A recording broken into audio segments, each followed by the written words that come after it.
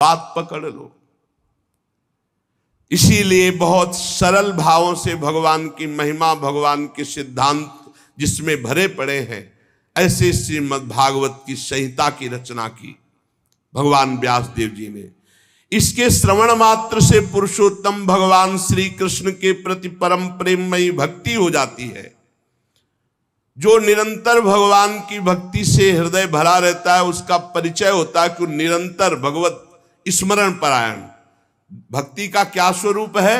देवर्षि नारद जी ने बताया, तदर्पिता अखिलाचारिता तद्स्मरणेन परम व्याकुलते। हर समय भगवान के स्मरण में इतना मगन है कि स्मरण छूटने का आभास मात्र हो जाए तो परम व्याकुल हो जाए, और हर आचरण भगवान को समर्पित। यही परम भक्ति योग है।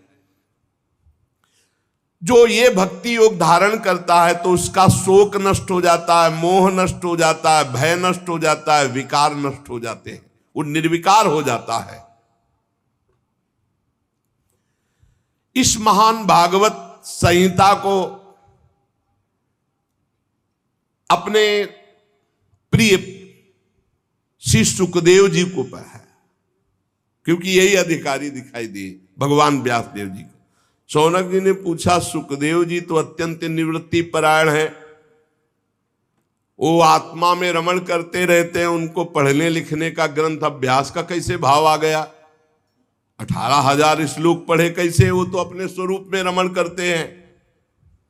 श्री सूत जी ने कहा, जो लोग वास्तविक ज्ञानी हैं, जिनकी अविद्या की गांठ खुल गई है, ऐसे आत्माराम पुरुष भी भगवान श्री कृष्ण की हेतु रहित भक्ति किया करते हैं, क्योंकि भगवान के गुण ही ऐसे हैं। भगवान के गुण बड़े बड़े सिद्ध आत्मारामों को भी आकर्षित कर लेते हैं। श्री सुखदेव जी तो भगवान के भक्तों के अत्यंत प्रिय और स्वयं भगवान वेद व्यास के पुत्र हैं। भगवान के गुणों ने उनके हृदय को अपनी ओर खींच लिया और वो विवश होकर के श्रीमद् भागवत का अध्ययन किया। आपने प्रश्न किया था कि महाराज परीक्षित ने राज्य लक्ष्मी त्याग करके क्यों गंगा किनारे आमरण अनशन व्रत लिया?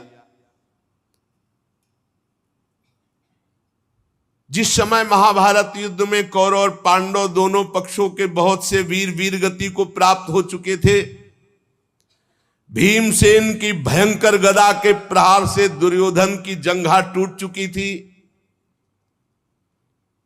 तब अश्वत्थामा गया नजदीक और कहा, प्रिय मित्र, अब मैं तुम्हारा सेनापति हूं, तुम्हारी जरूर कमर टूट गई है, लेकिन तिलक करो, अब जितने बचे हैं मैं पांडवों से सबका विनाश करूंगा।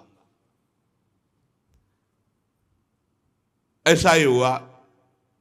वो अपने स्वामी दुर्योधन का प्रिय कार्य समझकर जितने सो रहे थे सबको काट डाला था अश्वत्थामा ने। बहुत से वीर बचे थे, बहुत से वीरों को रात्रि में सोते समय सबको, धृष्टद्युम्न आदि सबको, और ये द्रौपदी के पुत्रों को पांडव समझकर काटा था। और ये भगवान ने बचाव पक्ष किया, पांडवों को उठा करके अपने शिविर की तरफ ले गए और वहां द्रौपदी के पुत्र सोए हुए थे, तो समझा कि ये पांचों पांडव, क्योंकि ज्यों के त्यों वैसे ही महारथी थे, ये सोते हुए सबको काट डाला। द्रौपदी के 5 पुत्रों के सिर काट करके दुर्योधन के पास लाया और कहा, मैं पांडवों का सर ले आया, देखो। तो उनका भीम का सर लाओ। तो भीम का सर, भीम के जो पुत्र थे उन 5 में उनका दिया, जेवी दबाया तो फट गया उनका हेड। भीम का सर ऐसा नहीं होता। तब देखा कि ये तो पुत्र, अब तो कहा है, तुमने तो हमारा सर्वनाश कर दिया, हमारे वंश का ही विनाश कर दिया। अरे हमारी दुश्मनी पांडवों से थी, तुम सोते हुए द्रौपदी के पुत्रों को क्यों मार डाला? बड़ी निंदा की अश्वत्थामा की। जेवी द्रौपदी को पता चला, वो तो अत्यंत दुखी हो गई, उनकी आंखों में आंसू बहने लगे। अर्जुन ने उनको सांत्वना दी, कल्याणी सावधान, तुम वीर माता हो, पर मैं तुम्हारे आंसू तभी पोंछूंगा जब उस आताताई का सिर गांडीव धनुष से काट कर तुम्हारे सामने रखूंगा, तब तुम उस पर पैर रखकर अपने पुत्रों की अंत्येष्टि क्रिया करना। अर्जुन ने ऐसी बात कही। भगवान श्री कृष्ण से कहा, चलो सारथी बनो और मैं कवच धारण करता हूं और भयानक गांडीव धनुष की प्रत्यंचा चढ़ाकर गुरुपुत्र अश्वत्थामा को मारने के लिए दौड़े।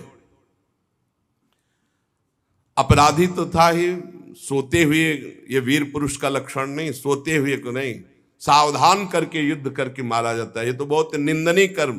तो निंदनीय कर्म से बड़ा भयभीत था अश्वत्थामा।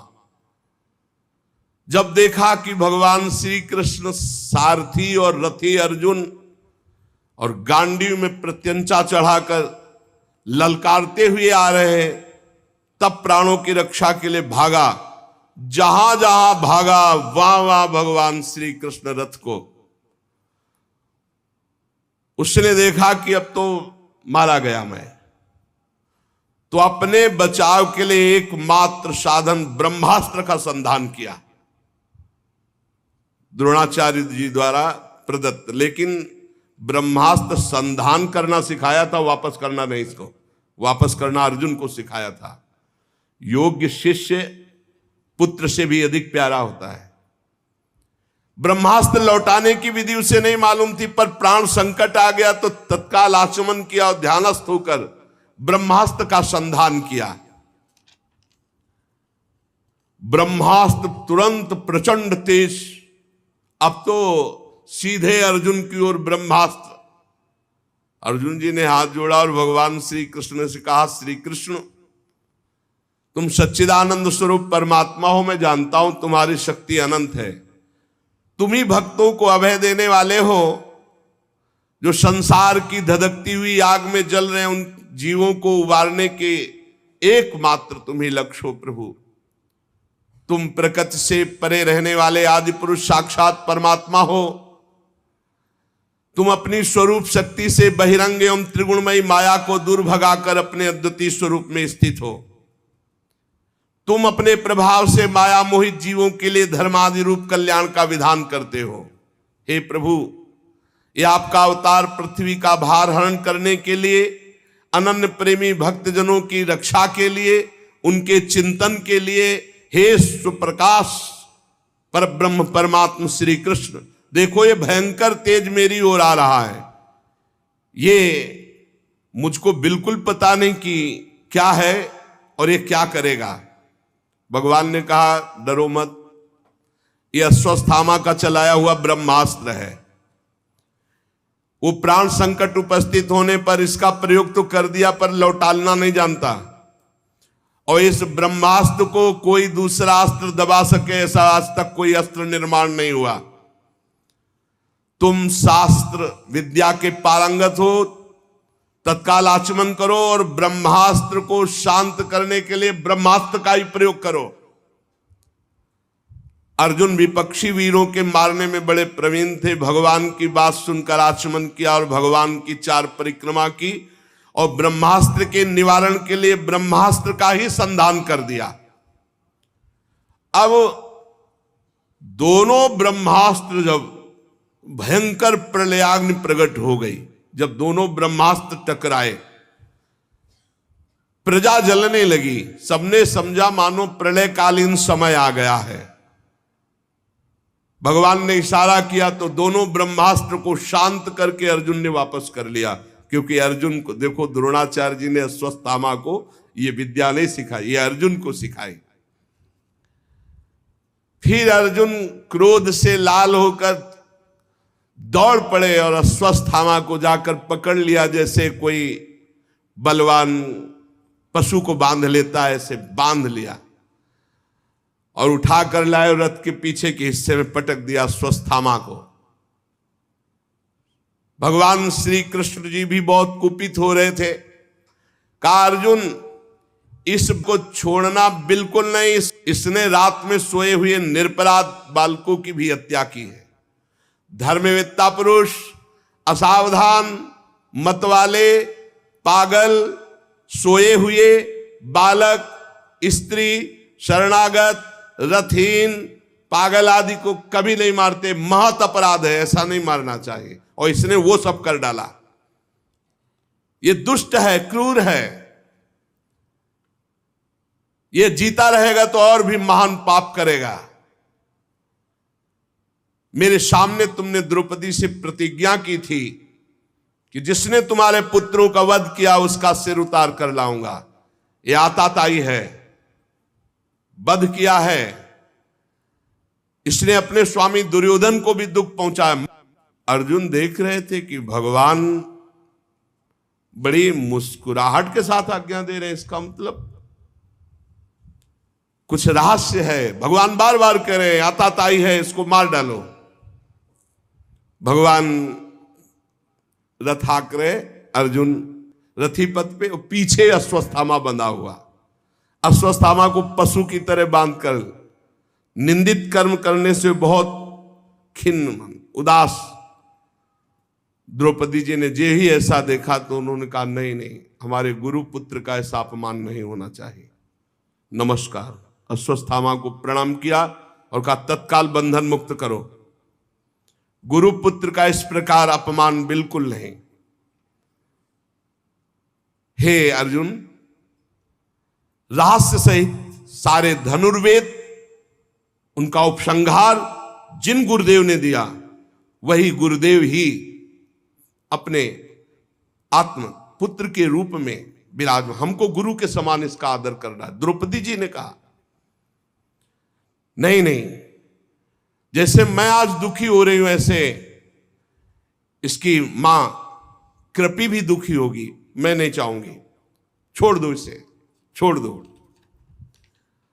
आर्यपुत्र तुम धर्मज्ञ हो, गुरु वंश का कभी अपमान नहीं किया जाता। गुरु वंश की सदैव पूजा करनी चाहिए, चाहे जितना भारी पाप बन जाए। कभी दंड नहीं देना चाहिए, कभी व्यथा नहीं पहुंचानी चाहिए। मैं दुखी हो चुकी, अब मैं और किसी को दुखी नहीं करना चाहती। इसकी माता दुखी हो ये मैं नहीं चाहूंगी। जो उच्छृंखल बलवान से भी, चाहे जितना बड़ा बलवान हो, यदि वो गुरुकुल का अपमान करता है, गुरु वंश का अपमान करता है, तो शोकाग्नि के द्वारा वो एक न एक दिन भस्म हो जाता है। द्रौपदी की बात धर्म और न्याय के अनुकूल थी, बिल्कुल कपट नहीं, करुणा और ममता से भरी थी। अतएव राजा युधिष्ठिर जी ने भी इन बातों का अनुमोदन किया। नकुल, सहदेव, सात्यकी, अर्जुन, भगवान श्री कृष्ण वहां उपस्थित सभी नर नारियों ने द्रौपदी की प्रशंसा की। भीमसेन ने कहा कि ये सब बातें एक तरफ रखो। जिसने सोते हुए बच्चों को काट डाला, ना अपने लिए ना अपने स्वामी के लिए, बल्कि व्यर्थ में मार डाला, तुम सब हटो, इसे घूंसे से मार डालता हूं अभी। भीमसेन ने, भगवान ने द्रौपदी की भी बात सुनी, भीमसेन की बात सुनी। अर्जुन की तरफ देख करके कहा, भगवान श्री कृष्ण बोले, अर्जुन मेरी दोनों आज्ञाओं का पालन करो। द्रौपदी की भी बात रह जाए और भीम की भी बात रह जाए। शास्त्र में दो आज्ञा है, आताताई को मार डालना चाहिए कोई भी हो, और एक आज्ञा है कि कितना भी पतित नीच हो पर ब्रह्म ऋषि की हत्या नहीं करनी चाहिए। मेरी आज्ञा का पालन करो। अर्जुन भगवान के हृदय की बात ताड़ गए, तलवार निकाली, अश्वत्थामा के सिर के बाल मूड़ दिए, ब्रह्ममणि थी उसको निकाल लिया। श्रीहीन तत्काल हो गया, ब्रह्म तेज रहित हो गया। रस्सी से उसके बंधन खोले और अपमानित करके निकाल दिया। जा, तुझे जीवन दान देते हैं। ये सबसे बड़ा अपमान मृत्यु तुल्य ही होता है। मूड देना, धन छीन लेना, कठोर वचन करके धक्का कर मारकर बाहर निकाल देना, यही मृत्यु तुल्य दंड भी है और मारा भी नहीं, दोनों बातें हो गई। अब अंत्येष्टि क्रिया अपने पुत्रों की पांडवों ने की, जलांजलि अर्पित की, गंगाजल में स्नान किया। भगवान श्री कृष्ण और धौम्य आदि मुनियों ने पवित्र इतिहास सुनाकर उनको सांत्वना प्रदान की।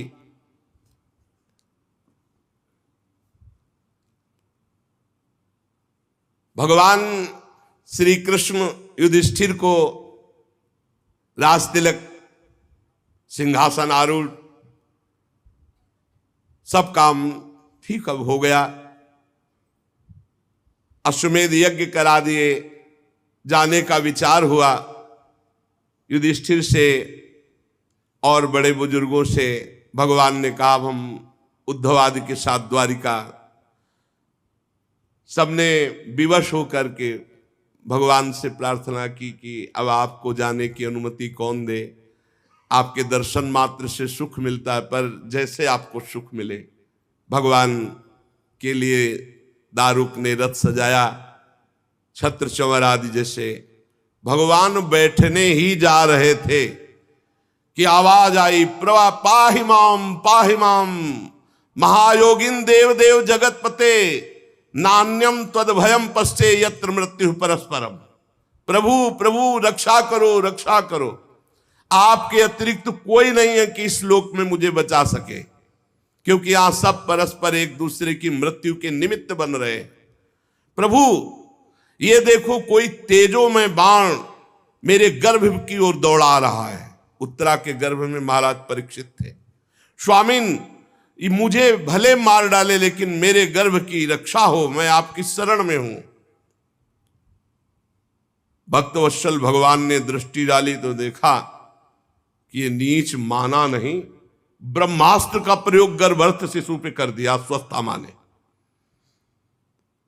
और उधर 5 बाण संधान किए पांडवों को, कि वंशे नहीं रहने देंगे, पांडवों को भी नष्ट करने के लिए 5 बाण, और 1 बाण उत्तरा के गर्भ में विराजमान महाराज परीक्षित के नाश के लिए ब्रह्मास्त्र का प्रयोग। पांडवों ने देखा, बोले प्रभु ये 5 बाण तेजों में हमारी ओर आ रहे हैं। सबने अस्त्र उठा लिया। भगवान ने कहा तुम सब शांत हो जाओ। ध्यान किया सुदर्शन चक्र का, यह अमोघ अस्त्र है, भगवान का पार्षद है, और सुदर्शन चक्र को रक्षा में लगा दिया। पांडवों की कोई भी अस्त्र शस्त्र अब छू नहीं सकता। देखो, ये कथाएं ही नहीं है, इनको जीवन में उतारना है। हर परिस्थिति में यदि हम भगवान का आश्रय लिए रहेंगे तो भगवान हमारी रक्षा करेंगे, पक्का। सुदर्शन चक्र से निज जनों की रक्षा की। योग योगेश्वर भगवान श्री कृष्ण ने जब देखा कि पांडवों की वंश परंपरा जिससे चलने उस परीक्षित के ऊपर ब्रह्मास्त्र, तो तुरंत अपने माया के द्वारा कवच रच दिया, गर्भस्थ शिशु को कवच में। सुदर्शन चक्र की रक्षा में पांडवों को।